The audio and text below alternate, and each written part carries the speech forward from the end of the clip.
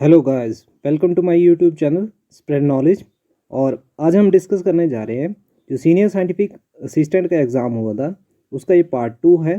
Part 1 में हम 1 से 142 क्वेश्चंस तक डिस्कस कर चुके हैं और हम 143 क्वेश्चन के आगे 170 तक इस पार्ट में डिस्कस करेंगे। अगर आपको ये वीडियो अच्छी लगे तो इसको लाइक करें, शेयर करें और चैनल को सब्सक्राइब करें। 143 क्वेश्चन है हमारे पास। Remote sensing uses which of the following waves in its procedure. Remote sensing में कौन सी वेव का यूज़ होता है? तो रिमोट सेंसिंग में हमारे पास जो डी ऑप्शन है, इलेक्ट्रोमैग्नेटिक वेव्स का यूज़ होता है। 144 क्वेश्चन है, which among the following waves is having less wavelength range. तो सबसे कम वेवलेंथ कौन से वाले की है? तो मिलीमीटर, जो भी यूनिट जो है सबसे छोटी होगी उसकी वेवलेंथ सबसे कम होगी। तो इसमें इन मिलीमीटर है पहले में, दूसरे में जो है, क्योंकि न्यूमेरिकल वैल्यू तो सेम है बट इनकी यूनिट्स जो है चेंज है। तो मिलीमीटर से छोटा होता है नैनोमीटर, और मीटर तो सबसे बड़ा है और उससे भी बड़ा किलोमीटर है। तो डी ऑप्शन भी नहीं हो सकता, सी भी नहीं, ए भी नहीं हो सकता, और इसलिए जो है बी ऑप्शन होगा। नैनोमीटर जो है सबसे छोटा है, तो लेस वेवलेंथ के लिए बी ऑप्शन होगा 144 का। 145 क्वेश्चन है, polar orbiting satellite are generally placed at an altitude range of, तो इसका सी ऑप्शन होगा 700 to 1500 किलोमीटर। तो पोलर ऑर्बिटिंग सैटेलाइट कहाँ रखे जाते हैं, कौन से, कितने डिस्टेंस पे अर्थ से? 700 to 1500 किलोमीटर। 146 क्वेश्चन है, national air quality index does not consider which pollutant. तो जो नेशनल एयर क्वालिटी इंडेक्स है AQI, उसमें कौन सा जो है पॉल्यूटेंट नहीं है? तो उसमें जो है ये सब हैं ABC, बट जो है D नहीं है। तो इसमें टोटल 8 पॉल्यूटेंट हम काउंट करते हैं, जिसमें PM 2.5 भी होता है, PM10 भी होता है, कार्बन मोनोऑक्साइड भी होता है, NO2 भी होता है, NH3 भी होता है, SO2 भी होता है। तो बाकी बहुत सारे इसमें मतलब टोटल मिला के 8 होते हैं। तो ये डी ऑप्शन होगा 146 का। 147 है, the altitudinal distance of geostationary satellite from the earth is about. तो इसका जो ऑप्शन जो है वो सी ऑप्शन होगा। इसका 36,000 किलोमीटर होता है अर्थ से इसकी हाइट जो है जियो स्टेशनरी सेटेलाइट की। 148 क्वेश्चन है, which of the following is the largest practical unit of mass.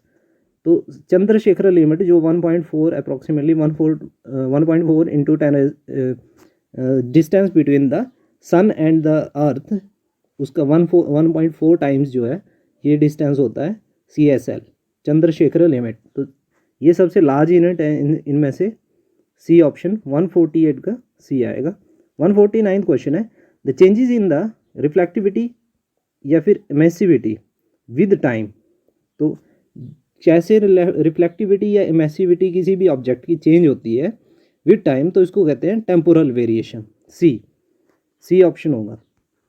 150 question है, leaf reflectance depends primarily on. तो पिगमेंट पे भी करती है, द इंटरनल सेल स्ट्रक्चर इस पे भी करती है, प्लस इक्विवेलेंट वाटर कंटेंट इस पे भी करती है। तो ऑल ऑफ दिस इसका सही ऑप्शन होगा। 151st क्वेश्चन है, the refractive index of ocean water. तो इसका जो है ए ऑप्शन करेक्ट ऑप्शन है, इंक्रीज होता है विद सैलिनिटी। तो 151 का आएगा, the reflective index of ocean water increases with salinity, A option. BOD stands for, ये क्वेश्चन रिपीट हो गया है इसमें क्वेश्चन में, पहले भी 71st क्वेश्चन हमने पढ़ा, ये सीरीज़ B है, ध्यान रखें। तो सीरीज़ B का ये 71st क्वेश्चन भी वही है और 152 में भी वही है, बस ऑप्शन में थोड़ा सा चेंजेस किए हैं। तो इसका बायोकेमिकल ऑक्सीजन डिमांड आएगा बी ऑप्शन 152 का, क्योंकि NCERT में यही मेंशन है BOD की फुल फॉर्म, तो हम इसी को लेके चलेंगे, बायोकेमिकल ऑक्सीजन डिमांड। हालांकि ये दोनों ही करेक्ट हैं, बायोलॉजिकल ऑक्सीजन डिमांड भी और बायोकेमिकल भी, बट जो ऑफिशियल आंसर की है वो बी ऑप्शन है, और NCERT में भी बी ऑप्शन ही इसकी फुल फॉर्म मैंशन है। 153 क्वेश्चन है, which of the following is the definition of parallax. Parallax की डेफिनेशन क्या होती है? तो इसको समझ लें, पैरालैक्स होता है कि जो पॉइंट ऑफ व्यू है, जो व्यूअर है, जो उसकी ऑब्जर्वेशन कर रहा है, उसका पॉइंट ऑफ व्यू जो है चेंज हो जाता है। तो पहले ऑप्शन में मेंशन है कि the apparent change in position of the object when viewed from two different position.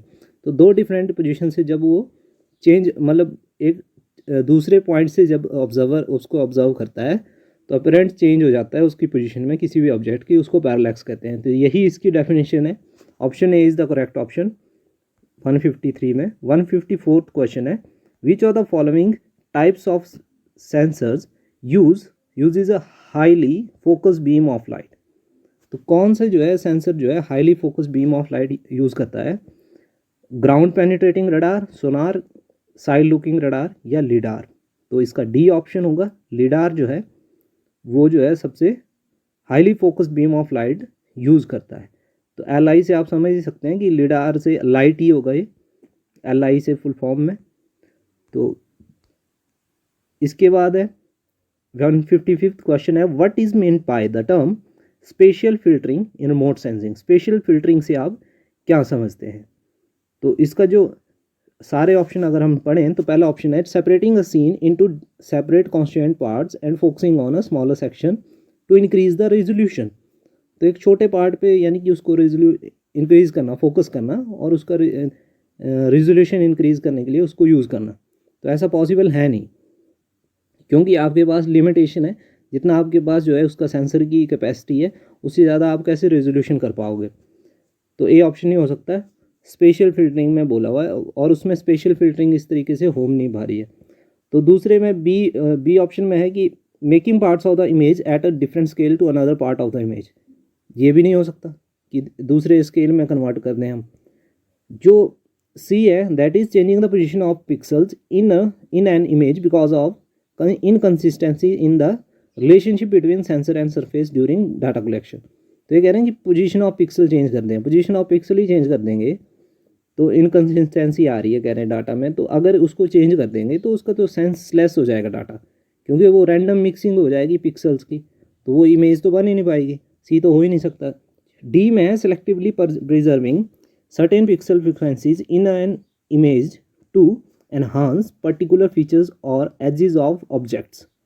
तो सेलेक्टिवली हम प्रिजर्व करेंगे सर्टेन पिक्सल फ्रिक्वेंसीज को in an image to enhance particular features और एजेस ऑफ द ऑब्जेक्ट, यानी कि हम एक पर्टिकुलर फ्रिक्वेंसी को अलाउ करेंगे और कुछ को सप्रेस करेंगे। तो उससे जो है कि उससे हमें थोड़ा क्लैरिटी बढ़े, उसमें थोड़ा सा कंट्रास्ट आए इमेज में पर्टिकुलर, तो उससे पता चलेगा, हमें क्लैरिटी आएगी कहाँ पे कौन से एजेस जो है ऑब्जेक्ट की क्लियरली उभर के आएंगी। तो डी ऑप्शन होगा। स्पेशल फिल्टरिंग का मतलब यही होता है, डी ऑप्शन। 156 है the arrangement of terrain features which provide attributes the shape size and texture of object is called. इसको क्या कहते हैं हम? इसको कहते हैं स्पेशल वेरिएशन। स्पेशल वेरिएशन में ये होगा arrangement of terrain feature which provides attribute shape size and texture of object. 157 है which of the following errors is produced by platform characteristics of the sensor. तो ये कह रहे हैं कि कौन सा जो है प्लेटफॉर्म करेक्टरिस्टिक्स है सेंसर का और उसके थ्रू जो है वो एरर प्रोड्यूस हो रहा है प्लेटफॉर्म करेक्टरिस्टिक्स की वजह से। तो अल्टीट्यूड वेरिएशन कि वो हाइट वेरी हो जाएगी प्लेटफॉर्म की वजह से, यस ये तो है ही। अल्टीट्यूड तो ये भी ए से मिलता ही है, अल्टीट्यूड वेरिएशन होगी उसमें एरर आएगा अल्टीट्यूड में। सी है ऑर्बिट ड्रिफ्ट, ऑर्बिट ड्रिफ्ट हो जाता है कभी कभी, यानी कि ऑर्बिट में घूम रहा है वो, उसकी वजह से उसमें एरर आ रहा है। तो ये भी होगा क्योंकि प्लेटफॉर्म आगे पीछे जाएगा ना, अगर सैटेलाइट है तो उसका ऑर्बिट से वो आगे पीछे हो रहा है तो उसकी वजह से वेरिएशन तो हो ही सकती है ना आपके उसमें रीडिंग में जो ऑब्जर्वेशन है। तो डी ऑप्शन आएगा ऑल ऑफ दिस। तो 157 का डी आएगा। 158 है question, pick up the correct statement from the following. पहला है Indian space effort started in 1962 with the establishment of a rocket. तो इंडियन स्पेस एफर्ट जो है कह रहे हैं कि 1962 में शुरू हुआ था with the establishment of rocket की, रॉकेट के स्थापन के साथ जो है शुरू हुआ था। तो ये भी सही है। दूसरा देखते हैं, the development of space was established by the government of India in 1972। तो DOS यानी कि डिपार्टमेंट ऑफ स्पेस एस्टेब्लिश किया गया था गवर्नमेंट ऑफ इंडिया के द्वारा 1972 में। तो ये भी सही है दूसरा। थर्ड है Indian space research organisation ISRO is responsible for the space technology and its application to various activities. तो इसरो रिस्पॉन्सिबल है स्पेस एंड टेक्नोलॉजी और इसकी एप्लीकेशन, स्पेस टेक्नोलॉजी और इसकी एप्लीकेशन के लिए टू वेरियस एक्टिविटीज़। ठीक है, तो ये भी सही है हमारे लिए, मतलब इसरो के लिए यही काम है, इसरो का काम ही यही है। तो सी भी ऑप्शन भी सही है। तो डी यानी कि ए बी सी तीनों सही हैं, ऑल ऑफ दीज होगा। 158 का ऑल ऑफ दीज था।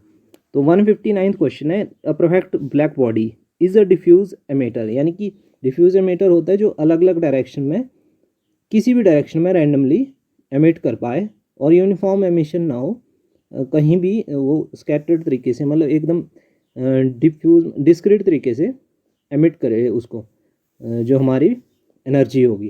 तो यस, ए भी सही है। दूसरा है absorb all radiation of every wavelength, ये तो होता ही है, इसकी डेफिनेशन ही यही होती है कि ये एब्जॉर्ब करती है सारी वेवलेंथ की रेडिएशन को और एमिट भी करती है।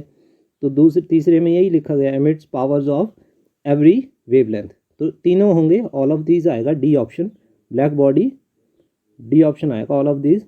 160 क्वेश्चन है, reduction of nitrogen nutrient in plants. तो रिडक्शन किसकी वजह से होगा न्यूट्रिएंट का प्लांट्स के अंदर? Affects leaf colour, reduces pigment concentration, increases the visible reflectivity. तो तीनों होंगे ऑल ऑफ दीज। तो रिडक्शन ऑफ नाइट्रोजन अगर हो जाए प्लांट के अंदर तो उससे लीफ कलर भी इफेक्ट होता है, रिड्यूस भी होगी पिगमेंट की कंसंट्रेशन और इंक्रीज होगी विजिबल रिफ्लेक्टिविटी, इंक्रीज हो जाएगी। तो ऑल ऑफ दीज आएगा 160 का डी ऑप्शन आएगा। 160 फर्स्ट क्वेश्चन है, GIS किसके लिए स्टैंड होता है? तो ये सीधे सा इसका सिंपल आंसर होगा जियोग्राफिक इंफॉर्मेशन सिस्टम। तो ए ऑप्शन होगा जियोग्राफिक इंफॉर्मेशन सिस्टम। 162 क्वेश्चन है, by special data we mean data has, तो ऑप्शंस हैं complex values, positional values, graphical values, decimal values. तो पोजिशनल वैल्यूज़ होंगी, by special data we mean that data has positional values, B option. 163 है, interpolation is made possible by principle. Interpolation कौन से principal के through possible किया जाता है? तो ये जो है स्पेशियल जो है ऑटो कोरिलेशन के थ्रू, इस प्रिंसिपल के थ्रू ये जो है पॉसिबल हुआ, spatial auto correlation. A passive sensor uses, passive sensor क्या यूज़ करता है? पैसिव सेंसर समझ लीजिए आपकी जिसका अपना सोर्स नहीं होता है, तो बी ऑप्शन हो नहीं सकता, फ्लैश लाइट वो यूज़ नहीं कर सकता, उसके पास फ्लैश लाइट होगी ही नहीं। सी भी गलत है कि ऑन सोर्स ऑफ एनर्जी भी नहीं होगी, बट ए में जो है उसको बोला है कि दूसरी एनर्जी होगी, नेचुरल एनर्जी। कौन सी? सन की एनर्जी, sun as a source of light. तो अपनी नहीं होती है पैसिव सेंसर की, एक्टिव सेंसर की अपनी एनर्जी लाइट होती है। तो ए ऑप्शन आएगा 164 का। 165 है, the most widely used antenna in GPS is, तो ये GPS में जो एंटीना यूज़ होता है वो माइक्रोस्ट्रिप एंटीना यूज़ होता है। तो 165 का बी ऑप्शन होगा।